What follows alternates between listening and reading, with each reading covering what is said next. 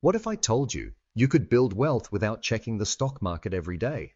Most people think investing requires constant attention, watching charts, timing the market, making perfect decisions. But that's exactly why most people fail, or never even start. Because the truth is, the best investing strategy is actually the simplest one. It's called set it and forget it investing, a system designed for people who don't want to think about money every day. Instead of picking individual stocks, you invest in the entire market.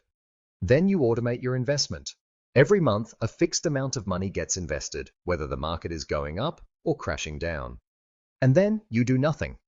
No panic, no guessing, no checking your app 10 times a day.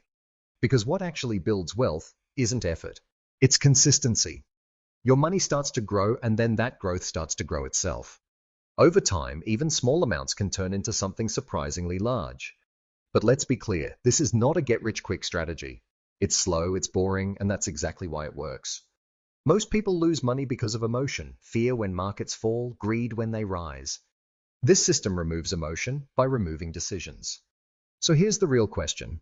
Could you actually ignore your investments for a year? Because sometimes the smartest financial move is doing less.